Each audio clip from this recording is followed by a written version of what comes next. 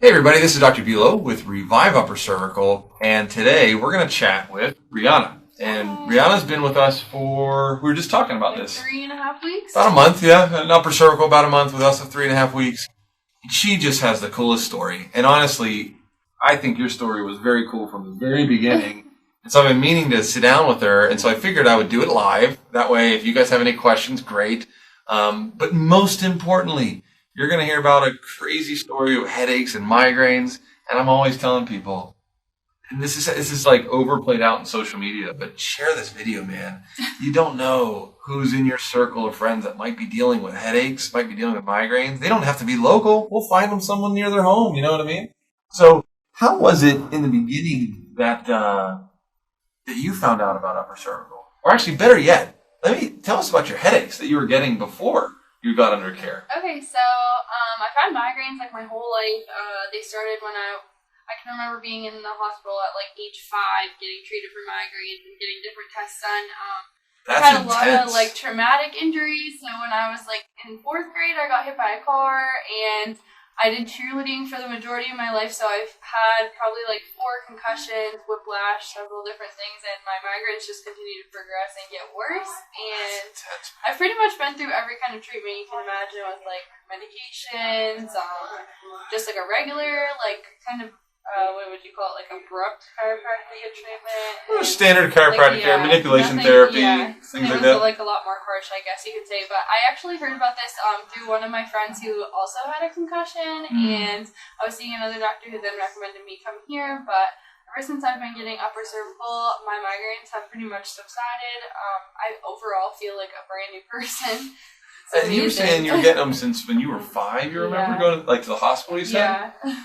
I can't imagine. I mean, I think it's interesting. Sometimes, you know, we deal with issues as adults, but then when kids have issues, it just kind of like messes with our emotions more. Like, I can't imagine. I've got 3 girls, and anytime they have the smallest little issue, I'm bent out of shape. So taking someone to a kid to the hospital for migraines? I can remember, intense. like family events, like being the one like on the couch just like crying or something because I had migraines just when I was really little. So. And actually, you bring up a good point. This is a question I forgot to ask, but I think it's a good question. Is that how did it? That's an example of how it affected you. How about in adult life? Like, when did you notice the migraines more? How did it affect your day-to-day?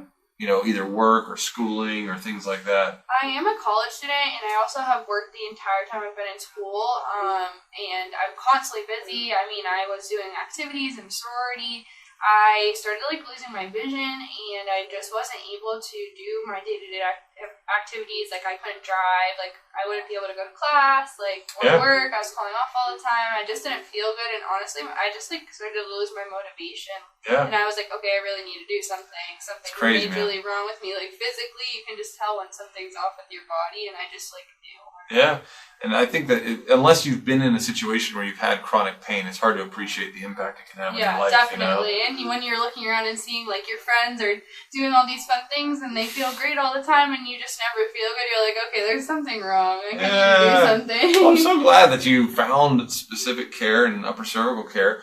What have you been experiencing? Like, what have some of the benefits been? Or like you mentioned, you haven't really had a migraine since you started. Yeah. But what are some things that you found that you've been able to do, or new emotions that you've had, or experiences that you weren't able to have before? Like just day-to-day stuff. Is any differences there? I've noticed that my sleep is really great now. I can sleep through the night, which I haven't done in years, to be honest. It's crazy. And I also just overall my mood is just great. I was really irritable before, and I think it was the physical aspect, but also just I couldn't do everything that I was used to doing. So it just really puts you in a bad mood, I guess. Yeah. And I've been in such a better mood, and I just have more motivation, and my overall mentality is just changed. That's cool. So. It's very, very cool. Yeah. For those people that have never been to this type of an office, what was the experience like for you, the first few visits, and the procedure itself? I mean, did it hurt, those kind of things? I never really had any